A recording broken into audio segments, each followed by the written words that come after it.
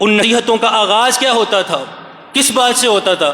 ان اہم امورکم عندی الصلاۃ، تمہارے سارے معاملات میں سب سے اہم چیز نماز ہے۔ سارے معاملات میں، وہ معاملات جیسے بھی ہوں، تم بھلے اپنے علاقے کے گورنر ہو، سب سے بڑے ہو، تمہارے ہاتھ میں بہت سے معاملات کو سپرد کر دیا گیا ہے، تم بہت سے معاملات کے والی بنا دیے گئے ہو، لیکن سب سے اہم چیز جو تمہارے اوپر مقرر کی گئی ہے اللہ تعالیٰ کی طرف سے، وہ ہے نماز۔ اور یہ بات یاد رکھنا، فمن حفظها حفظ دینہ، جس نے نماز کی حفاظت کر لی اس نے اپنے دین کی حفاظت کر لی۔ ومن ضیعها فهو لما سواها اضیع، اور جس نے نماز کو ضائع کر دیا اس نے اپنے سارے معاملات کو ضائع کر دیا، سارے معاملات ختم ہو گئے۔ ولا حظ فی الاسلام لمن ترک الصلاۃ، جو شخص نماز نہیں پڑھتا، نماز چھوڑتا ہے، اس شخص کا دین میں کوئی مقام نہیں ہے، کوئی ذکر نہیں ہے۔ اس دین کا آغاز ہی نماز سے ہوتا ہے۔ اللہ تعالیٰ نے، یہ سب سے اہم بات ہے نماز کے لیے، سب سے اہم بات، اللہ تعالیٰ نے قرآن مجید میں نماز کو ایمان قرار دیا ہے۔ آپ وہ آیت جانتے ہیں جب قبلہ تبدیل ہوا اور بیت المقدس سے بیت اللہ کی طرف رخ کرنے کا حکم دے دیا گیا، تو بہت سے صحابہ کے ذہنوں میں یہ خیال آیا، یہ تشویش ان کے سامنے آئی کہ ہم نے وہ نمازیں جو بیت المقدس میں رخ کر کے پڑھی ہیں ان کا کیا ہوگا، وہ قبول ہوئی ہیں یا نہیں؟ تو اللہ تعالیٰ نے قرآن مجید میں آیت نازل فرما دی، وما کان اللہ لیضیع ایمانکم، اللہ تعالیٰ تمہارے ایمان کو ضائع نہیں کرے گا۔ یہاں پر لفظ ایمان سے مراد الصلاۃ ہے، اللہ تعالیٰ تمہاری نماز کو ضائع نہیں کرے گا۔ اور لفظ نماز کو کس لفظ سے تعبیر کیا گیا؟ ایمان سے۔ معنی نماز ہی ایمان ہے، اور ایمان میں سب سے اہم چیز نماز، یہ سب سے بڑی اور سب سے اہم دلیل ہے۔ ہمارے معاملات میں، روز مرہ کے امور میں جب ہم نظر دوڑاتے ہیں تو آپ دیکھ لیجئے کہ آپ نے اپنی نمازوں کے ساتھ کیا معاملہ کر رکھا ہے۔ ایک شخص تو وہ ہے جو اپنی نماز کے ارد گرد سکیجول بناتا ہے، یہ شخص کامیاب ہے جو اپنی نماز کے ارد گرد سکیجول بناتا ہے، اپنے روز مرہ کے ایام، اپنی روز مرہ کی روٹین اس کو نماز کے ارد گرد تعبیر دیتا ہے۔ دوسرا شخص جو ہم میں سے بہت سے لوگ جو یہ کام کر جاتے ہیں، ان کی عادت ہے وہ یہ کہ انہوں نے اصل چیز کو جو اپنے سامنے رکھا ہے وہ ان کی روز مرہ کی روٹین ہے، اسکیجول ہے، اور نماز کو اس کے ارد گرد گھماتے رہتے ہیں۔ یہ شخص ناکام ہے، اور اس شخص کی ناکامی اخروی اعتبار سے تو ہے ہی ہے، دنیا میں بھی وہ شخص کبھی کامیاب نہیں ہو سکتا۔ جو شخص صبح کی نماز کے لیے نہیں اٹھ رہا، جو شخص اپنی نمازوں کی پابندی نہیں کر رہا، اس کو اللہ تعالیٰ کیوں کر کامیاب کرے گا؟ اس کے کسی بھی معاملے میں کیوں کر کامیاب کرے گا؟ وہ شخص سب سے بڑا ناکام ہے جس نے اپنی نمازوں کو اپنی دنیاوی مشاغل کی وجہ سے ضائع کر رکھا ہے۔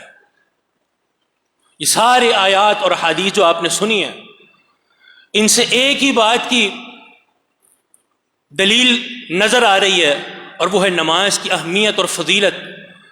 یہ نماز اس دین اسلام میں کتنی عظیم شے ہے، کتنی عظیم، اور اس کی عظمت کے لیے یہ بات بھی کافی ہے کہ دین اسلام کے بہت سے اوامر، بہت سے احکام اور بہت سے اعمال ان کو اللہ تعالیٰ نے فرض کیا زمین پر، نبی علیہ الصلوۃ والسلام پر وحی نازل کر کے۔ سارے احکامات کو آپ دیکھ لیجئے، لیکن نماز اکیلا وہ عمل ہے جس کو یہ شرف حاصل ہوا ہے کہ اللہ تعالیٰ نے اس کو فرض کیا ہے اپنے رسول کو آسمانوں پہ بلا کر، معراج کے موقع پر۔ قصہ آپ طویل ہے، آپ جانتے ہیں، اللہ تعالیٰ نے اس نماز کو زمین پر فرض نہیں کیا بلکہ اپنے رسول کو آسمانوں پہ بلا کر فرض کیا ہے۔ مانا یہ عمل کوئی عام عمل نہیں ہے، یہ بڑی قدر و منزلت والا عمل ہے، یہ انسان کا سب سے اہم معاملہ ہے۔ اور جو شخص نماز نہیں پڑھتا، نماز کو چھوڑتا ہے یا نماز سے غفلت برتتا ہے، تو رسول اللہ صلی اللہ علیہ وسلم کی اس حوالے سے بھی بہت سی واضح احادیث موجود ہیں، بہت سی واضح احادیث ہیں۔ رسول اللہ صلی اللہ علیہ وسلم کی ایک حدیث ہے جس کو بہت سے محدثین نے صحیح کہا ہے۔ علامہ منذری کی تحسین ہم نے پڑھی کہ انہوں نے اس روایت کو حسن کہا ہے، اور موجودہ دور کے محققین نے بھی اس کو قابل قبول مانا ہے۔ رسول اللہ صلی اللہ علیہ وسلم فرماتے ہیں من حافظ علیہا کانت لہ نورا و برہانا و نجاتا یوم القیامہ، جو شخص ان نمازوں کی حفاظت کرتا ہے، ان نمازوں کی پابندی کرتا ہے، تو یہ نماز اس کے لیے قیامت کے دن نور بھی ہوگی، روشنی کا کام دے گی، برہان ہوگی، یعنی اس کو اس کی کامیابی کے لیے دلیل مہیا کرے گی۔ یہ شخص کامیاب ہے، دلیل یہ ہے کہ اس نے نمازوں کی حفاظت کی ہے، وَنِجَاتًا یوم القیامہ، اور عملی طور پر بھی اس شخص کو کامیاب کرائے گی یہ نماز، جس نے اس نماز کی حفاظت کی ہوگی۔ دوسرا شخص جس کے بارے میں نبی علیہ الصلوۃ والسلام نے اس حدیث میں خبر دی ہے، وَمَن لَّمْ يُحَافِظْ عَلَيْهَا، اور جو شخص اس نماز کی حفاظت نہیں کرتا، نماز نہیں پڑھتا، نمازوں کو ضائع کرتا ہے، لم یکن لہ نور ولا برہان ولا نجات یوم القیامہ، قیامت کے دن یہ نماز اس کے لیے نہ نور کا کام دے گی، نہ اس کے لیے دلیل مہیا کرے گی، نہ اس کو نجات دلائے گی۔ وَكَانَ يَوْمَ الْقِيَامَةِ مَعَ قَارُونَ وَفِرْعَوْنَ وَهَامَانَ وَأُبَيِّ بْنِ خَلَف، اور یہ شخص جو نماز نہیں پڑھتا، قیامت کے دن اس کو اٹھایا جائے گا قارون، فرعون، حامان اور ابی بن خلف جیسے اللہ کے دشمنوں کے ساتھ۔ یہ معاملہ ہے، یہ اپنے سامنے رکھ لیجئے اور اپنی نمازوں کا معاملہ دیکھ لیجئے کہ ہم نے اپنی نمازوں کی کس قدر حفاظت کی ہے۔ یاد رکھیے، نماز کو ترک کرنا یہ کبیرہ گناہوں میں سر فہرست ہے۔ علامہ ذہبی ایک بہت بڑے محدث ہیں، انہوں نے ایک کتاب لکھی الکبائر کے نام سے، جس میں انہوں نے اس دین اسلام میں موجود ان تمام گناہوں کا ذکر کیا جو کبائر میں شامل ہیں، کبیرہ اور بڑے اور ہلاک کرنے والے گناہوں میں شامل ہیں۔ سب سے پہلا گناہ ظاہر سی بات ہے اللہ تعالیٰ کے ساتھ شرک کرنا، دوسرے نمبر پہ قتل کرنا، اور غالباً تیسرے یا چوتھے نمبر پر کوئی گناہ اور نہیں بلکہ جس گناہ کا ذکر کیا ہے وہ ہے ترک الصلاۃ، نماز کو چھوڑنا، نماز کو چھوڑنا۔ مانا یہ کبیرہ گناہوں میں شرک اور قتل وغیرہ کے بعد سب سے بڑا گناہ ہے۔ تو آپ اپنے معاملات کو دیکھ لیجئے، یہ ساری احادیث کو بیان کرنے کا مقصد یہی ہے کہ ہم ان احادیث پر غور کریں، ان کے معانی کو سمجھیں اور ان کے معانی کو اپنے سامنے رکھتے ہوئے اپنی نمازوں کے معاملات کو درست کر لیں۔ آپ کے سامنے یہ جو بھی ہم نے گفتگو کی ہے نماز کے تعلق سے، نماز کی اہمیت کے تعلق سے، یہ ایک بطور تمہید ہے۔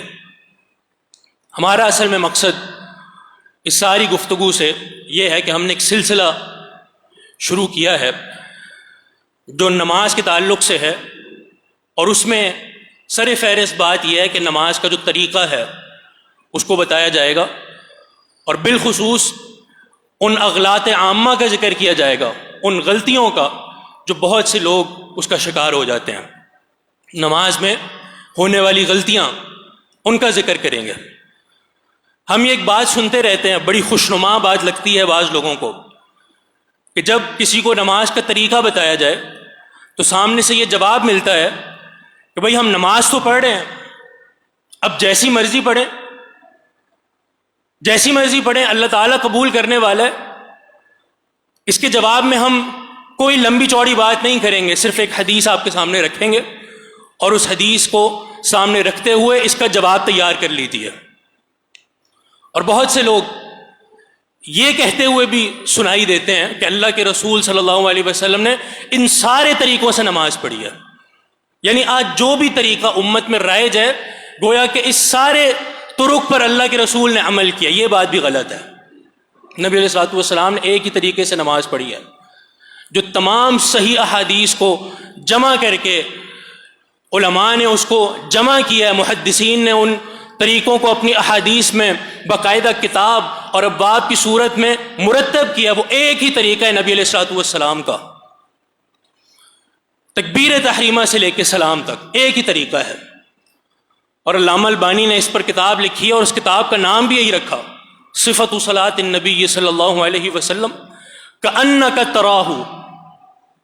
اللہ کے رسول صلی اللہ علیہ وسلم کی نماز کا طریقہ بالکل ایسے جیسے آپ اللہ کے رسول کو پڑھتے ہوئے دیکھ رہے ہیں. ہم اللہ کے رسول کو نماز پڑھتے ہوئے نہیں دیکھ سکتے, لیکن جو طریقہ ہے نبی علیہ الصلوۃ والسلام کی نماز کا, اس کو علماء نے محفوظ کر دیا ہے صحیح احادیث میں. اور اس طریقے کو جب ہم پڑھیں گے احادیث کی صورت میں تو گویا یہ ایسے ہی ہے جیسے ہم اللہ کے رسول صلی اللہ علیہ وسلم کو نماز پڑھتے ہوئے دیکھ رہے ہیں. اسی معنی میں رسول اللہ صلی اللہ علیہ وسلم نے فرمایا تھا کہ نماز بالکل ویسی پڑھو جیسے مجھے پڑھتے ہوئے دیکھتے ہو. صلو کما رأیتمونی اصلی. بالکل ویسی نماز پڑھو جیسے تم مجھے پڑھتے ہوئے دیکھتے ہو. صحابہ موجود تھے, انہوں نے دیکھا, ہم نہیں دیکھ سکتے, تو ہمارا دیکھنا ایسے ہوگا کہ ہم ان احادیث پر غور کر لیں جو احادیث رسول اللہ صلی اللہ علیہ وسلم کی نماز کے تعلق سے ہے.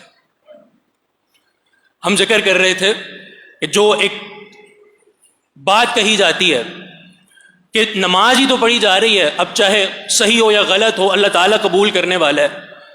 تو آپ کے سامنے ہم حدیث پیش کر رہے تھے اس شخص کی جس نے رسول اللہ صلی اللہ علیہ وسلم کے سامنے نماز پڑھی, آپ کے سامنے نماز پڑھی. اور اس حدیث کو یاد کیا جاتا ہے مسیء الصلاۃ کے نام سے. حدیث مسیء الصلاۃ, وہ شخص جس نے نماز خراب پڑھی تھی. نبی علیہ الصلوۃ والسلام کے سامنے اس نے نماز پڑھی. نماز پڑھ کے اللہ کے رسول صلی اللہ علیہ وسلم کے پاس آیا, سلام کیا, آپ نے جواب دیا اور فرمایا ارجع فصلی فإنک لم تصلی. واپس جاؤ, دوبارہ نماز پڑھو, تم نے نماز نہیں پڑھی, تمہاری نماز نہیں ہوئی. وہ دوبارہ گیا, دوبارہ اسے نماز پڑھی اور پڑھ کے دوبارہ آیا, سلام کیا, اللہ کے رسول نے جواب دیا اور ساتھ ہی فرمایا ارجع فصلی فإنک لم تصلی. دوبارہ جاؤ اور نماز پڑھو, تمہاری یہ نماز بھی نہیں ہوئی. جب 3 بار ایسا کر چکا تو پھر نبی علیہ الصلوۃ والسلام سے طریقہ دریافت کیا. اللہ کے رسول مجھ سے کیا غلطی ہو رہی ہے, مجھے بتا دیجئے تاکہ میں اس غلطی کو دور کر لوں. تب رسول اللہ صلی اللہ علیہ وسلم نے اس کو نماز کا طریقہ بتایا. غلطی کوئی بڑی نہیں تھی, یعنی ہمارے آج کے دور کے حساب سے اگر دیکھیں تو جو غلطیاں پائی جا رہی ہیں ان غلطیوں کے مقابلے میں یہ غلطی بہت چھوٹی تھی, بہت چھوٹی تھی. کیا غلطی تھی کہ رکوع اور سجدے میں طمأنینت موجود نہیں تھی, اعتدال نہیں تھا. جلدی جلدی پڑھی جا رہی تھی نماز, فوراً رکوع میں گیا اور فوراً رکوع سے اٹھ گیا اور اٹھنے کے فوراً بعد سجدے میں چلا گیا. جلدی نماز پڑھ رہا تھا, اطمینان نہیں تھا, اعتدال نہیں تھا. اس اعتدال کے نہ ہونے کی وجہ سے اللہ کے رسول صلی اللہ علیہ وسلم نے اس کی نماز کو کالعدم قرار دیا, تمہاری نماز ہی نہیں ہوئی. اس حدیث سے کیا معلوم ہوا کہ کسی بھی طریقے سے نماز پڑھ لو ہو جائے گی؟ تو پھر اللہ کے رسول نے کیوں فرمایا کہ اسی طریقے پر نماز پڑھنی پڑے گی جس طریقے سے پڑھتے ہوئے مجھے دیکھتے ہو؟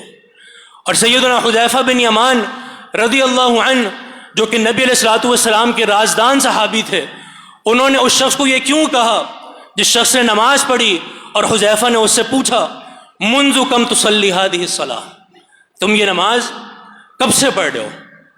پڑھنے والا بڑی عمر کا تھا. اس نے جواب دیا منذ 40 سنہ, 40 سال سے یہ نماز پڑھ رہا ہوں. تو حذیفہ بن یمان یہ اللہ کے رسول کا صحابی ہے, جلیل القدر صحابی ہے. انہوں نے کیا جواب دیا؟ ما صلیت, اگر تم 40 سال سے یہی نماز پڑھ رہے ہو تو تم نے کوئی نماز نہیں پڑھی, تمہاری کوئی نماز نہیں ہوئی. نماز میں سب سے اہم چیز یہی ہے کہ وہی طریقہ جس طریقے سے رسول اللہ صلی اللہ علیہ وسلم نے پڑھی ہے اس کو اختیار کر لیا جائے. علم ہو جانے کے بعد, علم ہو گیا, آپ کو معلوم ہو گیا کہ اس طریقے سے رسول اللہ نے پڑھی ہے تو آپ پر ضروری ہے، واجب ہے کہ اسی طریقے سے پڑھیں۔ اگر علم ہونے کے باوجود آپ نے کسی اور طریقے کو اختیار کیا تو پھر کوئی نماز قابل قبول نہیں ہوگی۔ اس لیے ہم ان معاملات کو اہمیت نہیں دیتے، ہمیں ان کی اہمیت معلوم ہونی چاہیے۔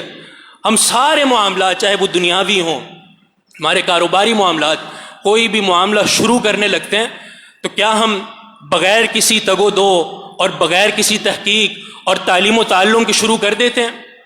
کوئی کاروبار آپ نے شروع کرنا ہو تو آپ اس کاروبار کو بغیر کسی سیکھنے کے اور بغیر اس کے بارے میں معلومات حاصل کرنے کے آپ اس کو شروع کر سکتے ہیں؟ نہیں، کوئی معاملہ ہم بغیر تعلیم و تعلم کے شروع نہیں کرتے، اس کے بارے میں معلومات حاصل کرنے کے بغیر شروع نہیں کرتے، اس کے بارے میں ما لہو و ما علیہ جاننے کے بغیر شروع نہیں کرتے۔ تو وہ معاملہ جس کو دین کا ستون قرار دیا گیا ہے، جس کو ایمان قرار دیا گیا ہے، جس کو اس دین کا سب سے اہم عمل قرار دیا گیا ہے، ہم نے اسی کو نہیں سیکھا اور ہم نے اسی کے بارے میں تعلیم و تعلم کا معاملہ نہیں رکھا۔ یہ ساری باتیں جو آپ کے سامنے بیان کی ہیں، کچھ اور آگے باتیں کرنی تھی نماز کے تعلق سے، لیکن وقت کی قلت کی بنا پر اسی پر اختتام کرتے ہیں۔ انشاءاللہ اگلے جمعے سے یہ نماز کا جو ایک مکمل طریقہ ہے اور اس کے ساتھ ساتھ جو ہونے والی اخطاء اور غلطیاں ہیں ان کو ذکر کریں گے۔ اللہ تعالیٰ سے توفیق کی استدعا ہے۔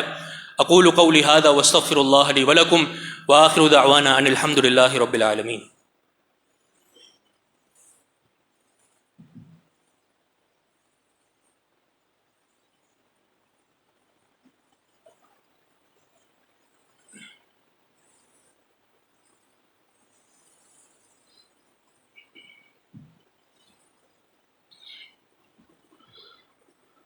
الحمد للہ والصلاة والسلام علی رسول اللہ، اما بعد۔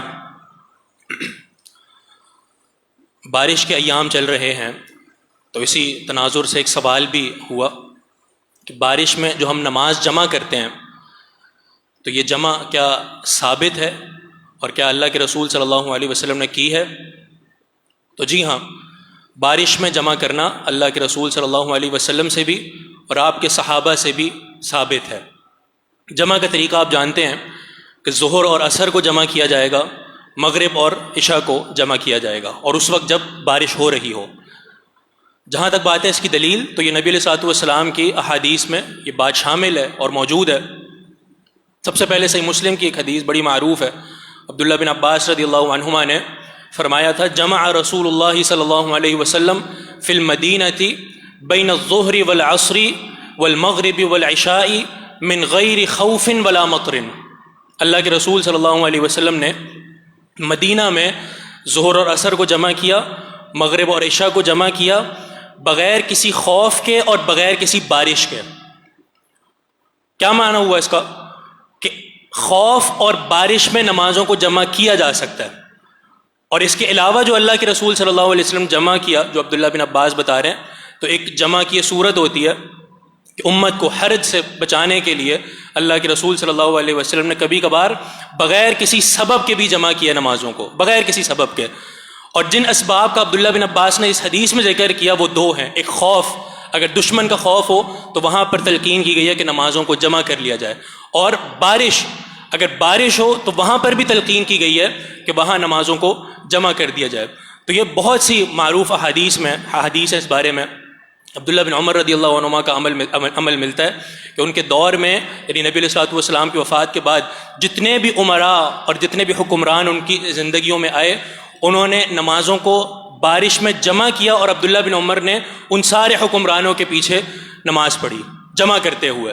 تو معنی یہ عمل بالکل ایک ثابت شدہ ہے اور حدیث میں موجود ہے، تو اس پر عمل کرنا چاہیے، اور اللہ کو یہ بہت پسند ہے کہ اللہ تعالیٰ کی رخصتوں پر بھی عمل کیا جائے۔ اللہ نے ایک رخصت عطا کر دی ہے جو اس پر عمل کرنا چاہیے۔ اور ایک ہماری فرسودہ باتیں جو ہوتی ہیں کہ جی اگر مشقت نہیں ہے تو پھر نمازوں کو جمع نہیں کیا جائے، پہلے مسجدیں کچی ہوتی تھیں، مشقت موجود ہوتی تھی تو اس لیے جمع کر دیا جاتا، تو یہ ساری باتیں فرسودہ ہیں، ایسی کوئی شرط حدیث میں موجود نہیں ہے۔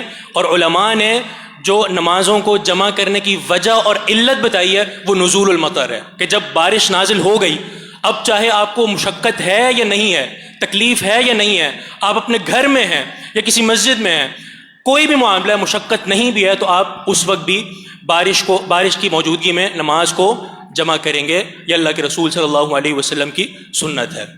واللہ تعالی اعلم. اس کے علاوہ بہت سے احباب سے تعاون کی اپیل ہے اسی ادارے کے لیے، جو ہمارے انتظامیہ کی طرف سے اعلان ہے کہ بھرپور معاونت کیجیے اور تعاون کیجیے. اللہ تعالیٰ آپ سب کو جزائے خیر دے اور رسول اللہ صلی اللہ علیہ وسلم کی اس حدیث کا مصداق بنائے. نبی علیہ الصلوۃ والسلام نے فرمایا کہ قیامت کے دن اللہ تعالیٰ اعلان فرمائے گا، نادا منادن، ایک اعلان فرمائے گا قیامت کے دن، این جیرانی، کہ میرے پڑوسی کہاں ہیں، میرے پڑوسی کہاں ہیں. تو فرشتے پوچھیں گے اے اللہ تیرا پڑوسی ہونے کا شرف کس کو حاصل ہو سکتا ہے، کون ہے تیرے پڑوسی؟ تو اللہ تعالیٰ فرمائے گا این عمار المساجد، مساجد کو آباد کرنے والے، مساجد کو تعمیر کرنے والے اور مساجد میں حصہ ڈالنے والے، آباد کرنے والے، مساجد سے تعلق رکھنے والے، وہ میرے پڑوسی ہیں.